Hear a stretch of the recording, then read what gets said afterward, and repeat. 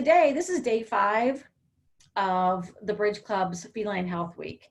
And it's one of those things that Catherine and I are like, wow, this will be so much fun. This sounds like such a great idea. And it has been, because we've had such great content, but like we're kind of flat out exhausted. So if you sense a little bit of wonkiness in our voices, that's probably because there is a little bit of wonkiness in our voices right now. But it's been a really great week. And what a fun way to end up a week talking about feline health than to have a bunch of feline health fashionistas and passionistas talking about some of the tips and tricks that we have found to be successful as we've been working with the cat world.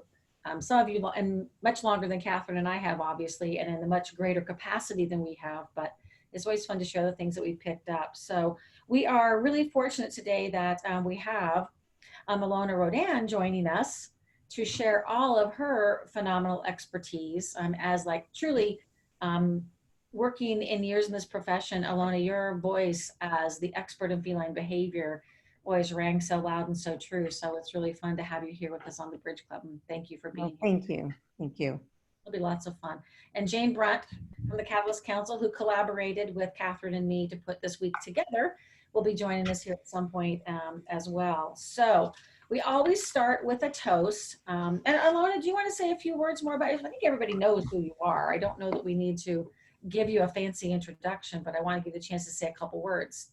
I think everybody knows who I am. I think I'm fine. We're fine with that. I mean, I think we should just go on with the talk because, like, anybody not know me? Okay. I don't think I do. Sorry? I don't think I do. Jasmine? Okay. All right. Well, hi, Jasmine. Nice to meet you. And I'm glad everybody else is here. And I have done a lot on feline behavior and feline medicine. I'm boarded in feline medicine. The day after I became boarded in feline medicine, I realized I knew nothing about behavior. And I just started reading everything I could, started following Sarah Heath around the world, who I think is the best cat behaviorist. And so I do both. And I've done a bunch of guidelines, been very involved with volunteer work, especially with the American Association of Feline Practitioners. So very, very well-regarded expert in the field of feline health and feline behavior, as we were saying earlier. So this will be a lot of fun. So toast time. I interrupted our toast, which you always have to start every Bridge Club with a toast. And so Ilona, you are in charge. All right. This is seltzer water, everyone. It's 2 in the afternoon here. All right. So my toast is to cats because they are unique. They are not small dogs and they are not small people, and they know it. And so they are solitary hunters and survivors, and they are the only solitary hunters that can live amicably with people. So they are really terrifically unique, and toast to cats. Cheers. Cheers. Mm-hmm. So on that note, Ilona, I mean, I'd love to have you. I want everybody to dive into this conversation because this is meant to be a shared conversation on kind of the tips and tricks, but you know, we've got the opportunity to have Ilona here with us. So I'd love to have you start the conversation, just talking a little bit about some of the things that you have discovered along the way that, you know, you believe everybody should know who's keeping an eye on cat health. Sure. So I think the first thing is there are no bad cats. I think cats may seem bad when they come into the veterinary hospital, but they are not bad. They are trying to protect their lives. And so they try to avoid, whether it's by freezing or trying to just hide away, or by fleeing, or by becoming aggressive. And so they're just really trying to protect themselves. So there are a few things that can make the visit better. And number one is the visit starts at home. And training your cat to a carrier is so easy. Having your clients train your cat to the carrier will make all the difference in the world, because their stress starts at home, and you're allowing that client then to have tools to help their cat. So you're helping the cat's stress and the owner's stress. And it's easy. You bring the carrier out of the basement or the garage, and you put it in a favorite place of the cat, preferably in a warm sunbeam, and toss a treat in. Every day put in a treat, have the owner leave. And don't try to encourage them to go into the carrier because cats are control freaks. And so that'll make a huge difference in the visit. So every day you put a treat in, if they're not food focused, then do clicker training to train them to the carrier. So it really works very, very well. And then the cat is much less stressed when it comes into the practice. So that'd be my first tip. I wish Jane was here because we did together cats. Let's see, it's called Carriers, Friends Not Foes. And it should be on YouTube or the Catalyst Council website. I do have a story I want to share about that, if that's okay. Absolutely. Yeah, dig in. So I adopted a kitten. She is currently 5 months old right now. But when she was around 4-ish months, I started taking her to work with me because everybody loves puppies and kittens, and it's great for socializing her. And every morning, she figured out this is a great place. There's so many bags of food, and she could just run around the office, and she doesn't have to be in quarantine because we were introducing her to my other cat. And so every morning I would say, do you want to go to work? And she would just go into the carrier, I would put her in gently. And now whenever I say, do you want to go to work? She'll just go in voluntarily and start purring. She's my little weed whacker.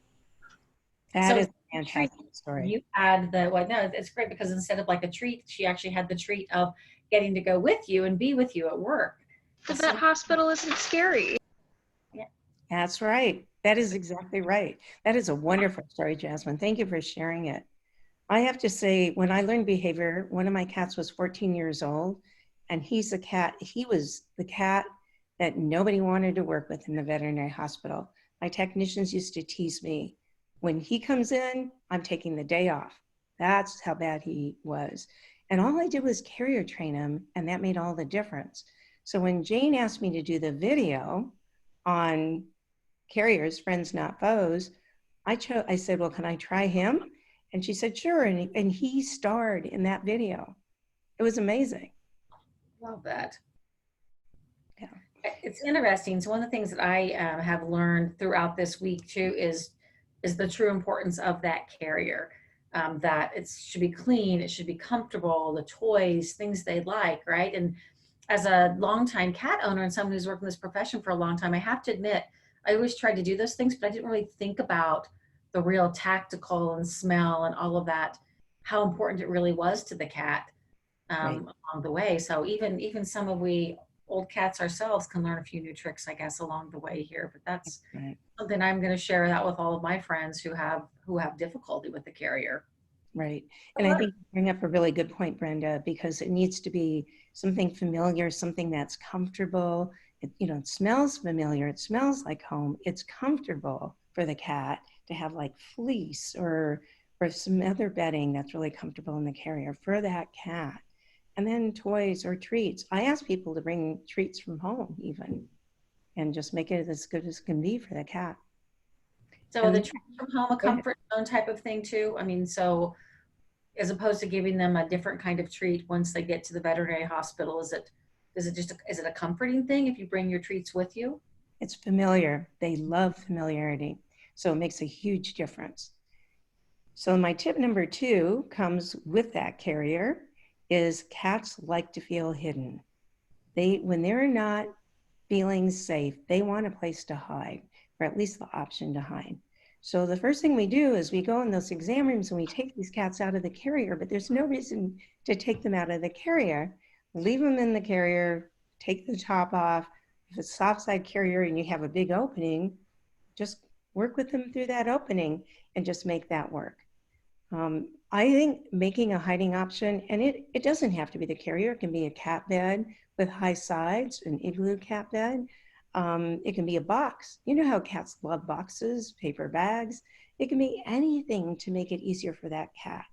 And that's for both inpatients and outpatients. So if you have a cat that is in a kennel, it should have an option to hide.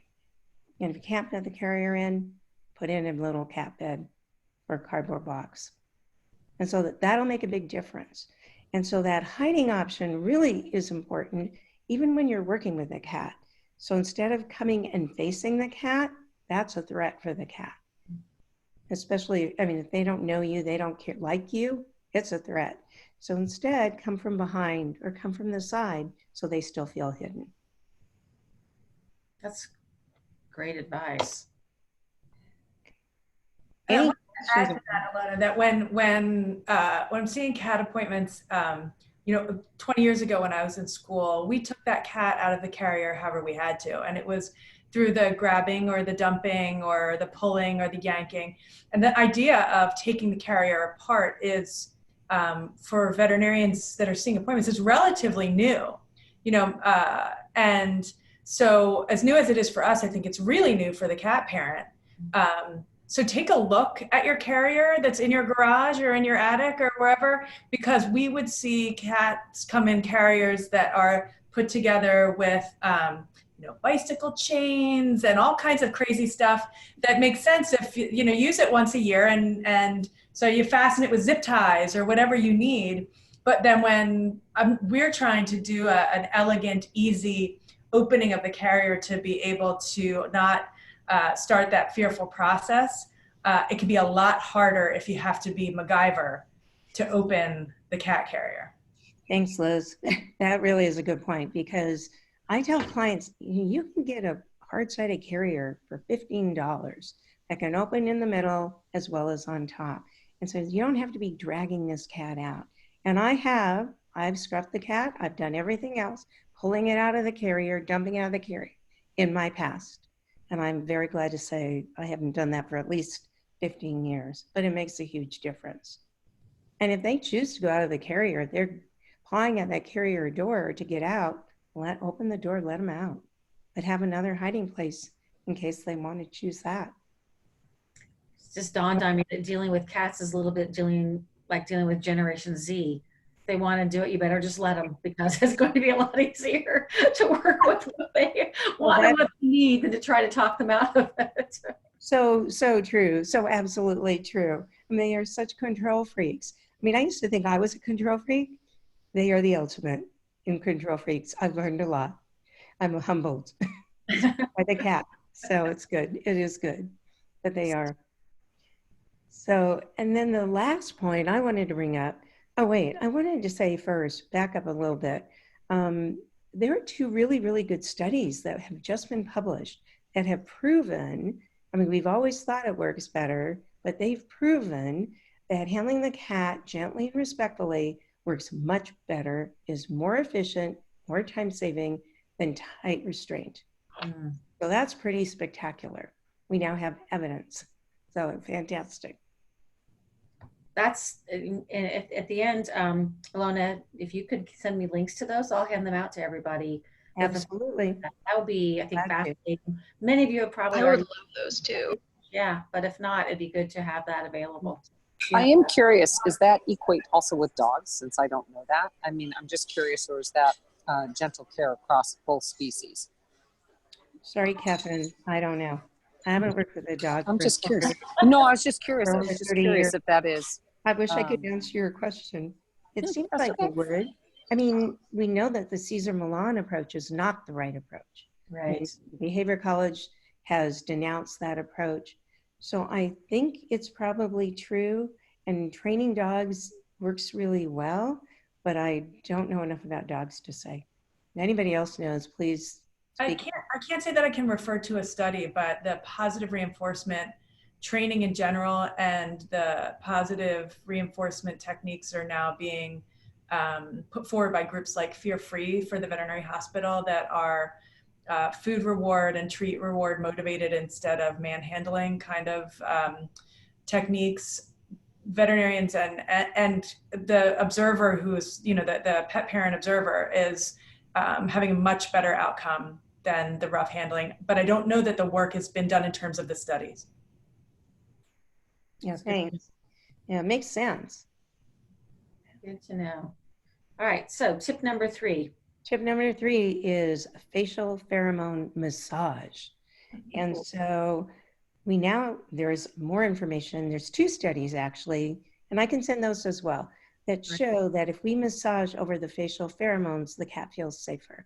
So what are those? It's over the temporal glands between the ears and the eyes, but that fur is thinner.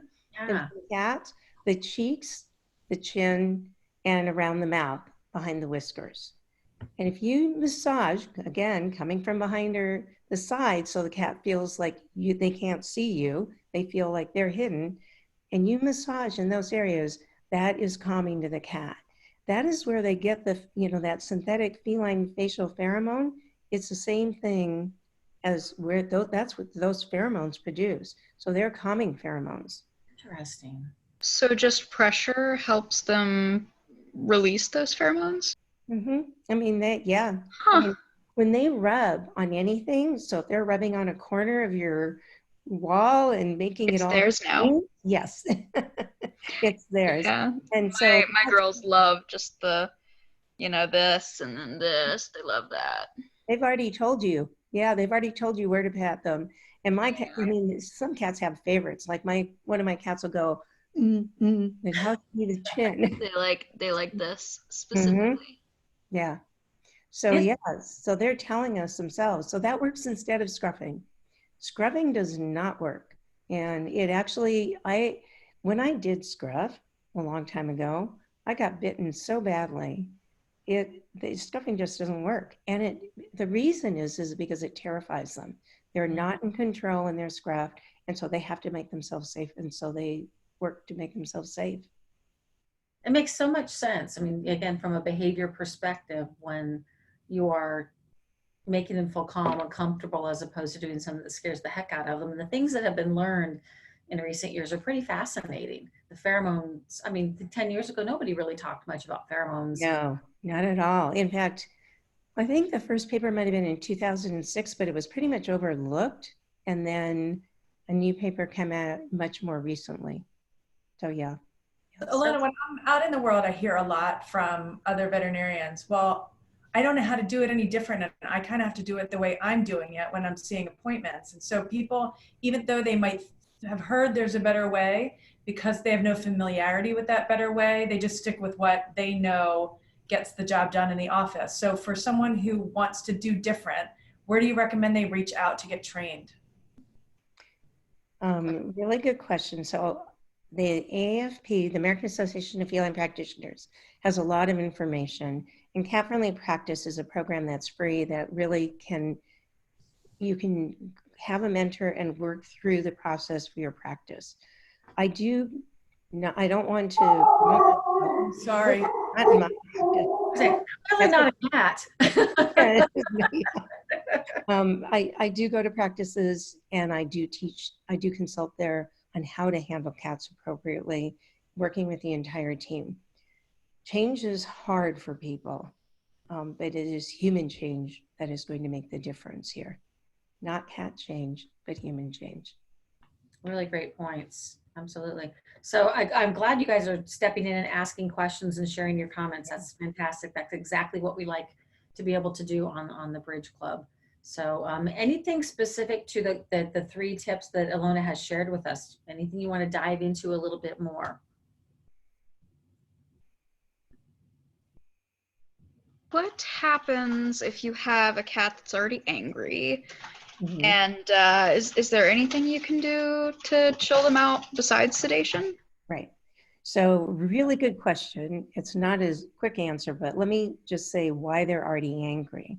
So a cat that has never been to the practice before, they have fear when they come in. But when a cat that has had bad experiences in the past or wasn't socialized early on, they are going to have anxiety and they are going to be ready to attack. And that's because they need to protect themselves. So the things that can be done are number 1, sedation. And I don't have any client that says to me, I don't want to sedate them. It's cost me money, blah, blah, blah. All they care about is that their cat is safe and they're going to be not as upset next time, which is true if they're sedated. If the cat is apparently healthy, I will offer them to send that cat home and have them come back in with gabapentin and carrier training. And a lot of people will choose that. Other people just say, he's here, I don't want to try again, I just want it done. And so sedation is the way to go. I don't want anybody hurt, and we don't want to make that cat more upset. So we have a bunch of people coming around trying to grab him or her. It's just going to make it worse for them. Diane already knows everything. She helps me with the handling workshops all the time. So she's a pro. If you have anything to add, Diane, let me know. Well, I thought I'd share, I think I've shared with you that my staff, when I owned my hospital, used behavioral scores that they had created on a scale of 1 to 5. And so if a patient was in and we realized that perhaps this cat would have done better with some gabapentin on board before they came in, or if they need injectable sedation because they're that aroused, we would give the score so that when the receptionists are booking the appointment and they bring up that patient, they can immediately reinforce some of the things that we suggest they do to help the cat be more relaxed before it arrives. And so they'll either talk about or ask questions about if it's difficult to get your cat in a carrier, or how does your, how does your cat react to the veterinarian, but whatever it is that we had already scored, they just have that conversation because they've got that score in front of them that'll remind them that that's a conversation they need to have. Which is a great point. So there is a behavior score that was done for one of the studies. And I think doing the behavior score works really well. There's a couple things to remember. One is that it can change, because if you're doing the right things, it can change. So that behavior score will, do you feel that way, Diane? That sometimes it changes? Yeah, I think it can change. I think the most important point of what I said and what my staff started doing was just getting that conversation going, but early. And we don't tell the client that their cat has a high score, because clients, owners might feel about that. But it's more about just kind of reminding the front desk people to have a conversation about that. And of course, the scores can change. Right. So that's a great point. And if you would like to look at the American Association of Feline Practitioners handling webinar, it is available, and I think you don't even have to be a member anymore. You can just go and look at the handling webinar that's been put out, and it talks about why cats react as they do. It's because they have these emotions such as fear or anxiety or pain, which is an emotion as well as a medical condition, or frustration. And so that's why they react out. And you can do your scores whichever way you want to. I can email what I've seen, but it's also to understand those emotions, because how you work with those cats is based on the emotion. I think the emotion part of it is fascinating, as regard the cats that you see. But what about the people emotion too? Because I'm sure you see such a range of people who want to take the time to do it right and understand, and other people who are just like, it goes over their heads, or they just don't want to hear it. So that must complicate it a little bit too. It does. There are owners that will continue to try to pull throw their cat out of the carrier. And it took us a long time. I mean, even though I would try to educate them, they would be like, we've always done it this way. That same thing, but if you always do what you've always done, you'll always get what you've always gotten. Yeah. So change is really important. And yes, change for the good is what we want. So I finally convinced her, but it's not easy. I mean, so how it works in our practice is client services always tells people to leave their cat in the carrier unless the cat is digging to pawing to get out. And then we open the door and let them walk around the exam room and explore. But if they are really not wanting to get out, then to just go right ahead and keep them in that carrier, keep it covered until the doctor walks in. Give them their privacy. Yes. They're And safe. you give them little robes that are open in the back, and then they have to. All right, sorry. Like I said, it's Friday. It's been a long week. It's been a long week. Yeah. But I think that would be the most challenging part of all. I mean, there's obviously so much written about client compliance, and there will always be a lot written about client compliance because clients will never ever completely comply. So I just think that the psychological factor of the cats and the people really do complicate what's already a difficult situation to begin with. So that's some interesting tidbits here, I think, from all of you. So we're fortunate to have Liz Bales with us a little bit here too. So I would love to ask Liz a little bit too, just about play and how play can impact, um, that relationship with your cat, and then help you can form that trusting bond that might make it a little bit easier to get them to cooperate with you when it's time to go see the doctor. Yeah, I was thinking as Lynn was talking about how people so misread cats. We look at them through a human lens, and so we see a behavior and we interpret it through a human lens, and so often that's wrong. I spent so much time learning and understanding this because I think it is absolutely riveting. And I would say for most cats, and Alona, you should chime in here, but for most cats, I think stimulating them before the ride into the car might not be the best idea. So there's a gentle way, if your cat's not food motivated, to lure them into the carrier, then I think that's a great idea. But stimulation before a veterinary visit probably wouldn't be the best. I don't know what, I'm not sure this is exactly what you're asking, but I've been thinking so much. I mean, this bridge club here is about smart people sharing opinions and asking questions, and helping each other understand what does and doesn't work, what can and can't work with our friendly cats. So I just thought, from your perspective, with your interest in play and motivation and arousal and that kind of thing, which really can be, as you said, opposite what we're trying to do when we get them into practice. I think that's an important pieces of the puzzle to put together. Yeah, and I think a lot lately, I've been very interested in punishment. People who have a cat who's doing something that they don't like or want to know how to punish them so the cat will learn. So if I'm trying to get the cat into the carrier and he's not doing it or she's not doing it, how do I discipline her to make her learn?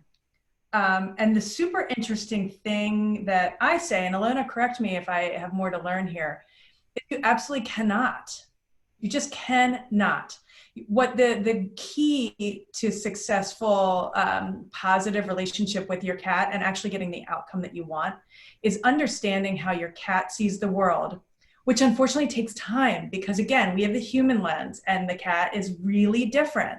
So we're misinterpreting and miscommunicating so much. But when you understand the cat through the cat's eyes, the only way to get the outcome that you want is to provide them with something better than the options that they have now. So instead of, wrestling the cat into a pillowcase and throwing it into the carrier, which 15 years ago I advised, I mean, that was part of practice. Now carrier training, now clicker training, and waiting until the hour before your veterinary visit to see if it's going to go well or not. It's not setting yourself up for success. We really need to think ahead and employ these positive techniques so that we begin to communicate with our cats in a way where we understand the message that we're actually sending them, and how the variety of ways that we're going to receive it. I think the work that Sarah Heath, who Dr. Rodin mentioned, and Sarah Ellis and Dr. Rodin herself, I mean, it's been amazing. And now we have this body of work that is so informative and it really works. But I think the next step is translating it into sort of the ABC's Rosetta Stone for veterinarians and then for the pet parents. I think without that really easy ABCs of understanding cat behavior, if you see this, it means that, in sort of a really simple way, it's too overwhelming and people quit. So I don't think we are there yet, but I think that's the next step. I think that's a good point. I think your play, the indoor cat, but how do you call it? The indoor cat? I used this week. We're changing Noble? the name even simpler. Not, I wish we'd go back to Noble. It's the hunting feeder. Indoor hunting feeder, right? Okay. Yeah. I mean, I think as far as play, other than going to the veterinary visit, play is so valuable.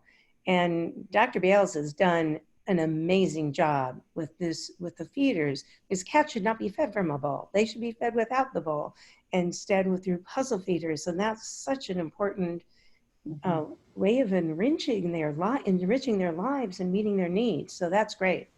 Thank you.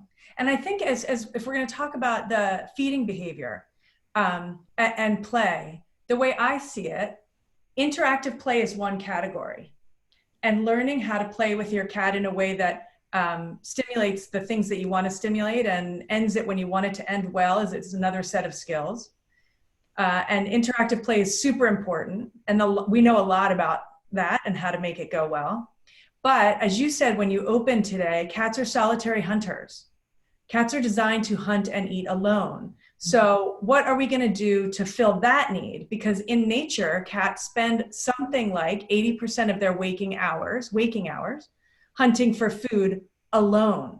Wow. So they have this solitary interactive need that also should be met. And that's what my work has been on for the past 5 years. But they're different. Interactive play and solitary predatory behavior, to me, are two different categories, and they both need filling. I think you're right. They're both different categories. I think there needs to be self-play, interactive play, and the puzzle feeding. That's part of the whole pet, right? Serving the needs of the whole pet, much as yes. Dog needs to romp around alone, as well be taken on walks, as well as cuddle up by the fire. I mean, it's just, we all have more than one need in our lives if we want to put some, anthropomorphic behavior on top of it. And that notion that any living creature shouldn't eat from a bowl is like, so I don't think it got enough press when the AFP released their position statement. I think it came out with a whisper or a purr, and I wanted to come out with a hiss. I think it's really, really important and paradigm altering that the entire body of the most educated and focused veterinarians in America agree that cats should not be eating from a bowl. That message needs to get to the public in bigger ways because it's so antithetical to our behavior that I think in my experience with the feedback now of about 80,000 consumers who feed their cat parents who feed their cat with my product, it is absolutely life altering for those cats. Interesting. Funny how simple it can be, right? I mean, how people make things so hard when if they would just open their ears and their minds a little bit, it could really be quite simple. Something as simple as feeding an animal in a way that, that works toward its instincts as opposed to against the instincts and gives them a feeling of satisfaction and achievement. I mean, golly, again, anthropomorphize, that makes us feel good, right? When we achieve something on our own, as opposed to always just be handing everything to us that we could possibly ever want. There's a certain pride in that. And zoos, although they get a bad rap, zoos have been working on this very thing for decades. I mean, you do not see animals get chucked a bowl full of food in a quality zoo. So, it's not totally new, but it is new for most cat owners to hear it. Sorry. Oh, sorry. So I tried using a puzzle feeder on one of my girls, and she just kind of I even showed her how to use it, and she's just not. I think she'd probably die. She will not. She will not. I have to go to battery power because these are my favorite topics. I'm about to take over. She will not die, I promise you. So what we might need to do for her is stage this. So the puzzle feeder that you have might be something that is going to take her some time to learn, number one. And number two, is there a way to present it in a super easy way first and give her time with it and then progress levels of difficulty? Every single cat can learn, I promise you. But it is, so with all the stuff I design, I try to stage the level of difficulty, but there's ways to do it. And with your specific cat and your specific toy, we can talk offline about it, I would love to. But staging it super simple and making it harder over time. So the reward is really easy in the beginning and repeatedly really easy. The other thing to remember, we can't say this enough, cats are solitary hunters. So people always say, well, I showed them. And I'm said, did you stand there and look at them? And sometimes with your cell phone, and they say, well, this will never work, and you pick it up and you walk away. What I tell people to do is leave it down overnight. Leave it when you go to work. Yeah. Almost always, if it is appropriate enough for that cat's level of skill in using that particular toy, almost always the cat they'll come back and it'll be empty. They don't want to be watched. And the only other thing I would add is that some of them are totally bored with the toys that they're given. Like I don't want to mention any names, but there are some puzzle feeders that are just so darn boring that they wouldn't use them. But the indoor hunting feeder and some others that I've seen have been phenomenal. And cats will learn. And yes, if your cat doesn't like one, I think it's fine to go to another one. For sure. There is a website called I'll send a link. It's you make your own puzzle feeders, or they have recommendations for puzzle feeders.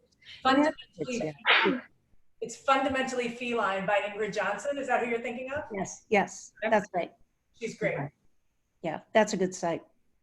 This is incredibly helpful, I think. Yeah. Too.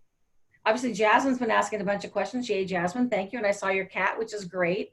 Diane, it's been great that you've been able to weigh in, and Megan, I know you're listening quietly because it probably could be a little rowdy over there, but, weigh in as well. But so I just want to point out the fact that we are 37 minutes after the hour, and we usually promise to say, hey, if anybody has to leave after 25 minutes, feel free to do so. But we've kind of just been carrying on. So I'm game to keep this running for a little bit longer of an after party. If you guys are, it's totally up to, Alona, I don't know what your schedule is, if you have a few more minutes or not, or, Diane, you're somewhere. Okay. All right, great. So let's keep the conversation going for a few more minutes then, if you guys are interested. And I have to say, before we do that, my original plan was to have us kind of vote on the favorite tips and give a little prize to the tip that was the best. But I think this has been such a great conversation. It's hard to say what tip was really best and most valuable, because we're all going to take something away. So everybody, each of you, I'm going to send a little Bridge Club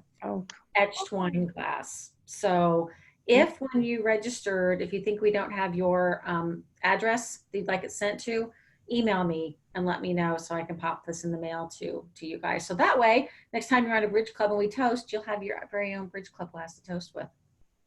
So, well, thank you so much. Thanks. Yeah, it's fun.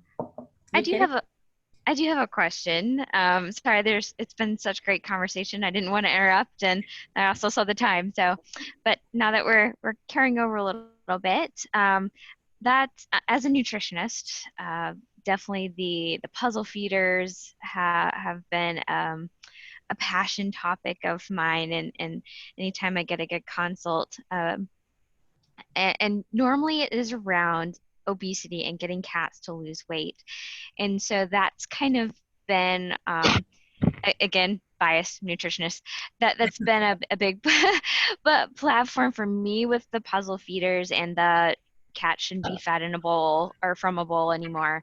Do you feel like if we can be more, if we can draw more attention to that campaign, that cats shouldn't be fed from a bowl anymore, do you think that is a good strategy for this overwhelming obesity issue that we're having in our pet population?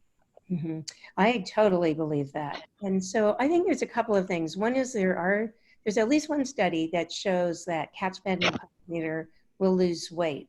If you compare cats that have been fed the exact same diet, exact same amount from a bowl versus a puzzle feeder, cats will lose weight with the puzzle feeder. I do start every kitten or new cat on a puzzle feeder, and I do start them also, and I do use a few puzzle feeders, including what I always will call the no bowl, because that was my first term.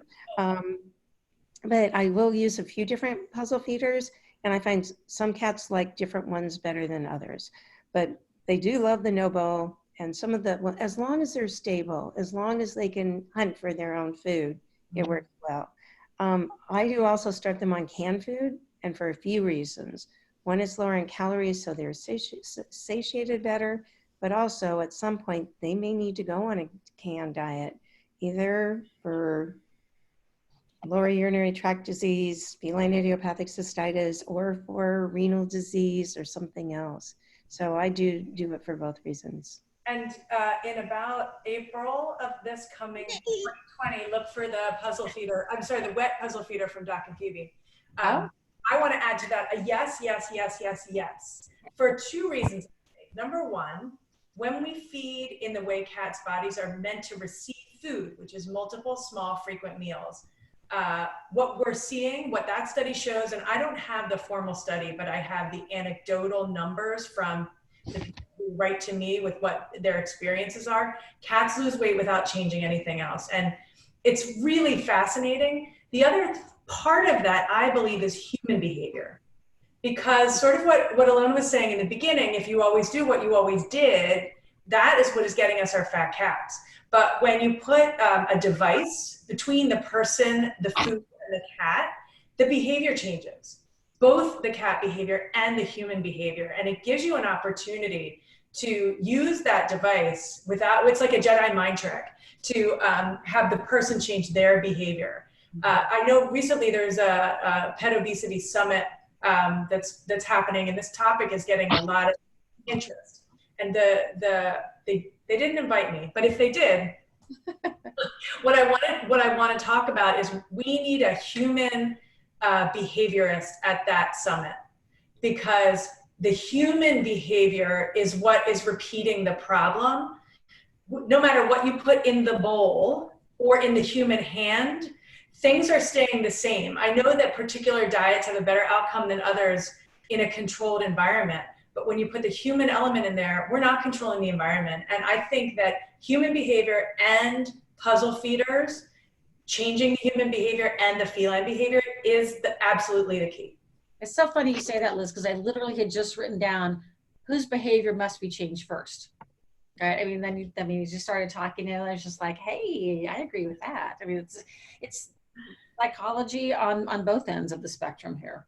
And that's exactly true. And in fact, there was something from the previous, European Veterinary International Behavior Conference, and they talked about human behavior change is what is going to get us the cat behavior change. Yes. And that's really it. Getting back to getting the cat to the practice, I do agree we have to tell the owner that their stress causes their cat's stress to get worse, and it really impacts them. And so I do tell owners, you need to stay calm. Don't chase your cat. Don't yell at your cat. Don't shake them. Don't punish them. It won't work. Instead, just positively reinforce the behavior to get them in the carrier. Stay calm yourself. These are the things you can do to help your cat, and then move forward with that. Because I think it's a combination. And we can model Ilona's very calm demeanor here, and that very nice, quiet voice that's easy to listen to, and like we just be channeling you whenever we are in those stressful situations. I think whoever you just, take a few deep breaths if you need to, or whatever you need to do to make it work for you. And great.